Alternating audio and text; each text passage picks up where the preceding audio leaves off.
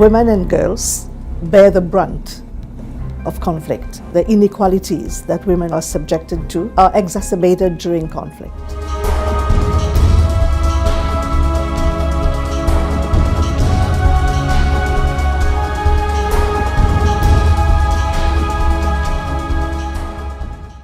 In the Constitution of the United Nations Educational, Scientific and Cultural Organization, UNESCO, it is stated herein, and I quote, "Since wars begin in the minds of men, it is in the minds of men that the defenses of peace must be constructed." End of quotes. Consequently, therefore, the apparent desire for a global peace in the face of this destructive global insecurity resulted in the United Nations Organization coming up with various resolutions intended to promote peace and tranquility for the inhabitants of the nations of the world. Some of these critical resolutions, for example, are the United Nations Resolution 52/15 of 28 November 1997, which proclaimed the year 2000 as the International Year for the Culture of Peace, and Resolution 53/25 of 19th November 1998, which proclaimed 2001 to 2010 the International Decade for a Culture of Peace and Non-Violence for the Children of the World. In addition to some other relevant resolutions aimed at pursuing a culture of global peaceful coexistence. In the light of this, thus, it is consequently evident that the UNESCO has an important mandate to fulfill in promoting the global culture of peace. To this end, the United Nations Security Council Resolution 1325 of 31st October 2001 on women, peace and security acknowledged for the first time the crucial importance of women's participation in the peace processes. 31st of October 2000, the Security Council recognized for the first time the role that women have been playing. Those in favor, please raise their hand.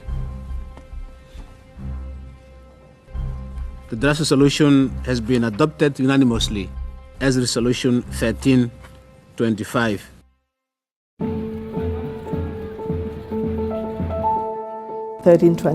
Really brought to light the need for women to play an important role in participation, in negotiation, in preventing conflict. 1325 in many ways is saying that not only women have the right to come to the negotiating table, they should be present, they must be present.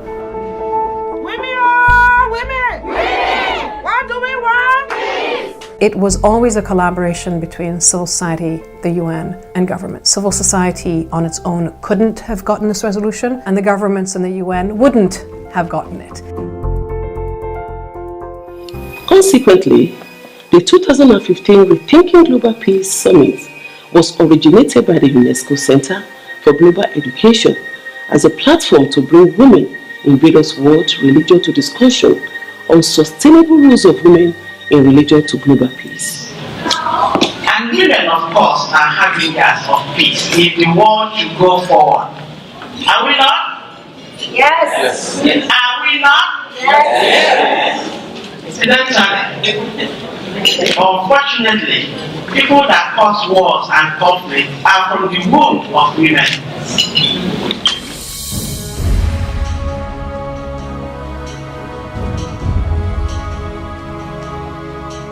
Women have to take the lead in both national and global unification by providing an example through education based on a true value system and the practice of true love.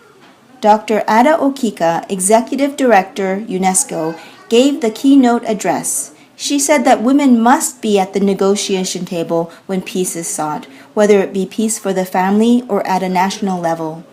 Wherever we need peace, we need women because everyone comes from a woman's womb.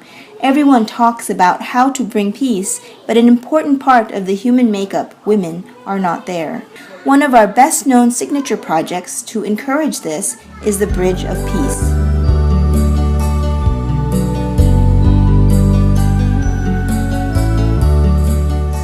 the first global summit for women in world religion in the era of global peace, coming up at a time the global community is most concerned about sustainable peace across the world, especially with the increasing rate of wars and conflicts. With all this in mind, we hereby present a short highlights on the importance of the roles of women of all religions in promoting a culture of peace in our global community. Women, the gateway to global peace. The chairman of the Nobel Committee said this year's award honoured the role women play in the ongoing battle for human rights. When giving its reason for this year's award, the Nobel Committee stated that we cannot achieve democracy and lasting peace in the world unless women acquire the same opportunities as men to influence developments at all levels of society. First to receive her award was the Liberian President Ellen Johnson Sirleaf. She said women pay a high price in war, girls' education is underfunded, but still she's optimistic about the future. Today across the globe, women and also men from all walks of life are finding the courage to say loudly and firmly in 1,000 languages, no more. They reject mindless violence and defend the fundamental rights of democracy, of an open society, of freedom, and of peace. Another Liberian peacemaker, Lema Gabawi, said in her country everything changed when women turned around and confronted injustice. We were aware that the end of the war will only come through non-violence, as we had seen that the use of violence was taking us and our beloved country Liberia deeper into the abyss of pains, death, and destruction. The youngest of the three prize winners is Tawakkul Karman, the first Arab woman to receive the Nobel Peace Award. She's a 32-year-old Yemeni activist who became a leading figure in the street protest there. They gave her a standing ovation.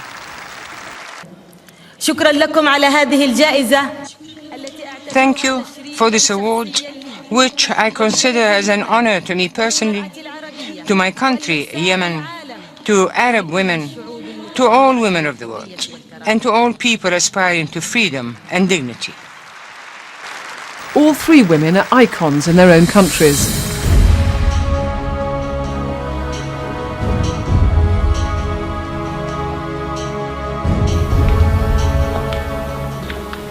With special recognition and due respect to the labor and the efforts of diversities of world religion in pursuing and promoting peace on their various platforms, I will not be able to touch on various laudable efforts, labors, initiatives, and the workable and working agendas of various world religions in their effort and attempt in promoting and supporting global peaceful coexistence. However, I would endeavor to look from one religious angle, the role of women in promoting the peace for the global community. King Solomon, the biblical ancient wise Hebrew king, the son of King David of Israel, said in his Proverbs 14:1, "Every wise woman builds her house, but the foolish pluck it down with her hands." That goes on to say the roles of women in promoting the global peace begins from promotion of peace in their various homes. That means, therefore, a woman is first and foremost a gateway to peace in her home before she becomes a gateway to global peace. Lema Bowie has been awarded her share of the Nobel Peace Prize for her role in bringing peace to Liberia after the country's second civil war. Today, at the family home in Monrovia, some of her family and friends have gathered to celebrate her achievements, including her father. This girl, I can't say she is the jewel of this family, no. She is the jewel of Liberia. Lema Bowie grew up as one of 5 sisters born to a middle-class Liberian family. She had ambitions to be a doctor. But at the age of 18, Bowie was forced to flee to Ghana to escape the horror of the Civil War. I did not see a dead body until I was in my teens, because it was not a commonplace for me growing up as a child. When the war came, all of that was broken down. And then I started asking myself, so who am I? What is this community that I live in? After returning to Liberia in 1991, Bowie began working in trauma healing workshops with former child soldiers. It was meeting these damaged children that would inspire her later role in helping to create stability in Liberia. Boys who had the guns, they were the ones that I was really looking at and angry at. But there was this one particular child soldier, and what I could see was an 8-year-old arrested in the body of a man. That's what I could see, and it really broke my heart. Under the brutal regime of President Charles Taylor, and with the opposition forces gaining strength, Liberia was once again facing more senseless conflict. Bowie initiated a peace campaign, inviting women from all religions to protest for peace. On April the 14th, 2003, more than 2,000 women gathered in this field to begin their campaign. 10 days later, President Taylor invited Bowie and her supporters to his executive mansion. I kept saying to myself, his statement is too decent. It's too sterile for this man. He needs to hear the hard truth. So as I tell President Taylor, we are tired of war. We are tired running. We are tired begging for burger wheat. We are tired of our children being raped. in essence, the women of Liberia sitting down there are fed up with the unnecessary war. Kindly convey this to the President of Liberia. Thank you.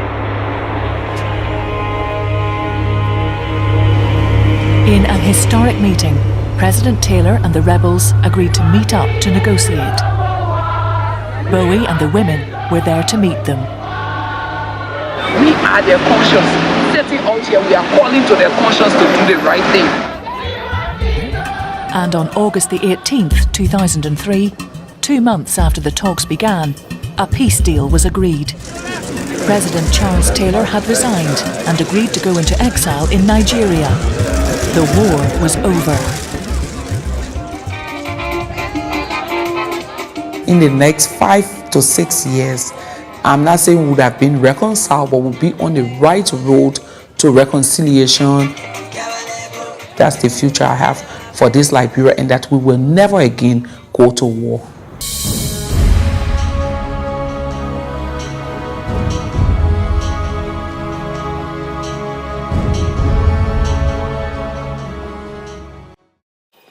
As a result of our critical roles in promoting and securing peace at home, and in order for us to be effective promoters of peace for the global community, we need to pay significant attention to our roles in building up the life and characters of our children by laying for them good examples of virtue and characters.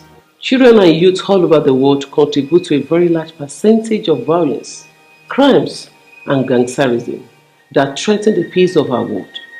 But when we play our roles of nurturing them in the fear of God and love for humanity at home, we shall prevent them from wasting their lives in vices like sexual abuse and gang rape. The Lord has given us these children as blessings. They belongeth unto Him. He also love us and love our children as well. But we must understand that we are the caretaker, the keeper of these children, building them for the Lord, for the work of God, and for the glory of God. The Lord determined that our children shall be great. He designed them for His greatness. So we mothers, fathers, we should have the knowledge and the ability of building these children in the way of the Lord and building them towards the goal and accomplishment of that will of God in their lives. We don't want any waster to waste the time and the destiny of our children and our lives too at the same time as fathers, mothers, sisters, brothers, auntie, uncles, nephews, cousins. We have to make sure that our children are following direction. Some of us, we pet them so much, we didn't allow them to understand that, this is the way that they should follow. Some of them, our children, are the one ruling the house.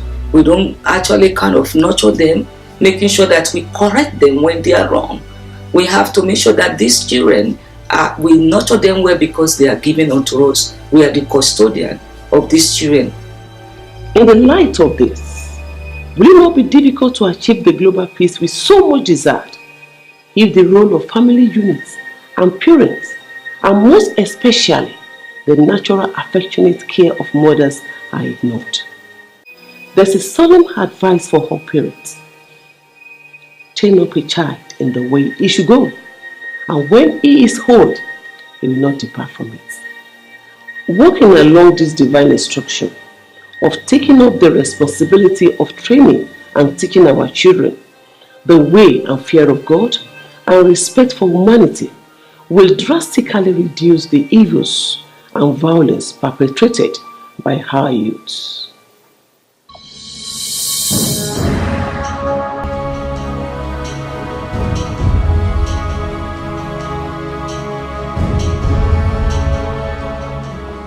If we, the women, are going to be the harbingers of global peace, then we should arise in unison against the rampaging child abuse all common around us. We should use all legal and governmental instruments at our disposal to wage the war against child labor, child sexual molestations, unreasonable early marriage, educational deprivation of the girl child. Reducing all these to the barest minimum is equivalent to promoting the global peace. The people demand the fall of the regime. Yemenis chant the now familiar cry which has echoed around the Arab world this year. Leading the protest in this deeply conservative Muslim country is a woman, 32-year-old Tawakkul Kamal.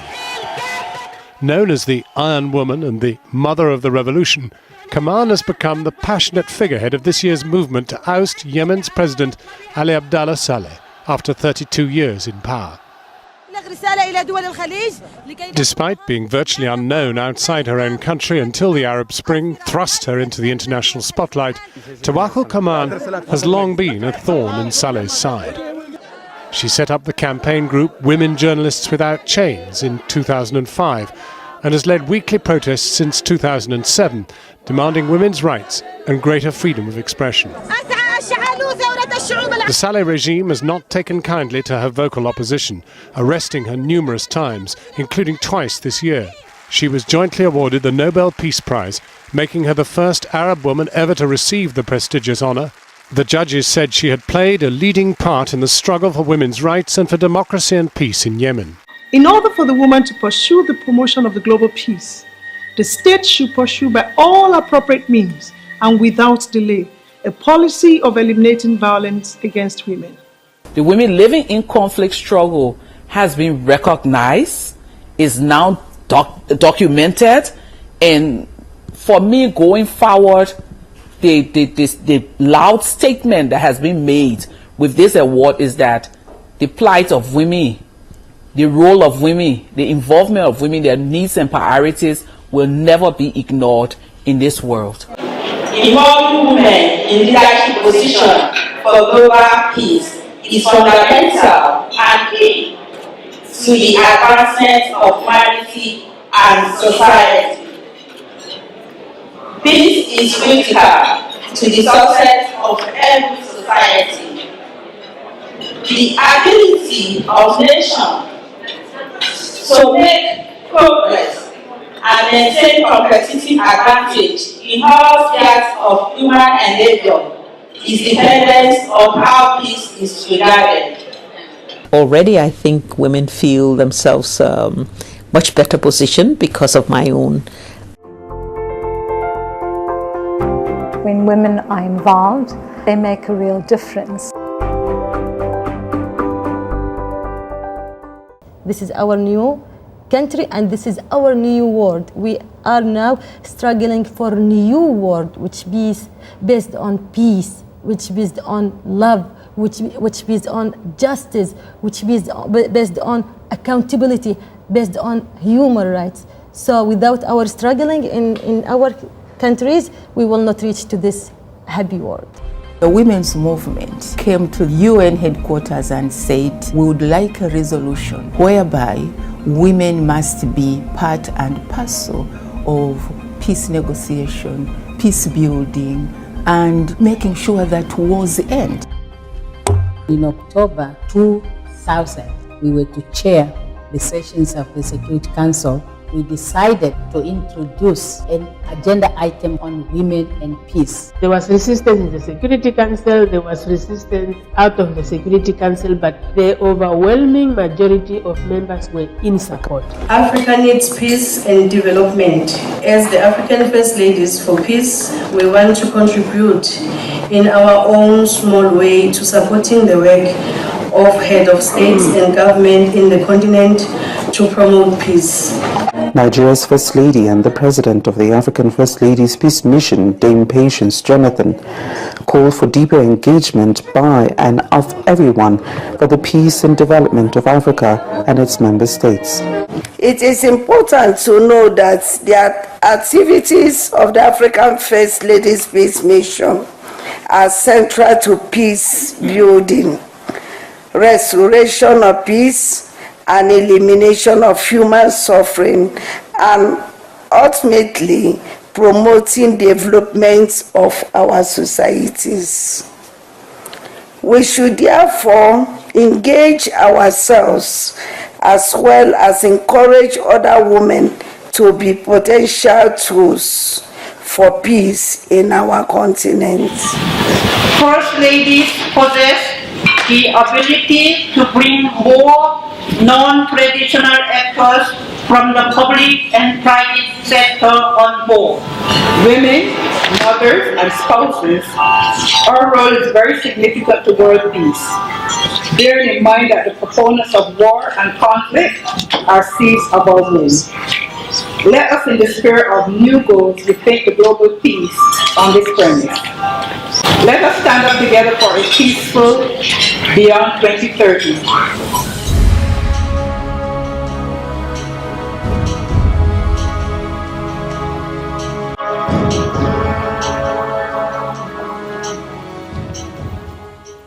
We shall end this discourse with the story of the man who had and still has the power to command peace. Several hundred of years ago, on the day he was born into the world, the multitude of angels of heaven sang, "Glory to God in the highest, and on earth peace, goodwill toward men." He had the power over the raging storms. It was reported of him in the Gospel according to St. Mark chapter 4, verse 39. He commanded the stormy seas to be calm by saying aloud, "Peace, be still." And the wind ceased, and there was a great calm. He came into the world bringing peace. He has the power over the storms of life. And of him, one of the ancient prophets of God in the book of Isaiah 9:6 said, "And his name shall be called Wonderful, Counselor, the Mighty God, the Everlasting Father, the Prince of Peace." Will it not be ideal to submit that only the Prince of Peace, Jesus Christ, who had the power over the stormy seas of life, could be trusted with the peace of our life? He declared, and I quote, "Peace I leave with you. My peace I give unto you. Not as the world gives, give I unto you.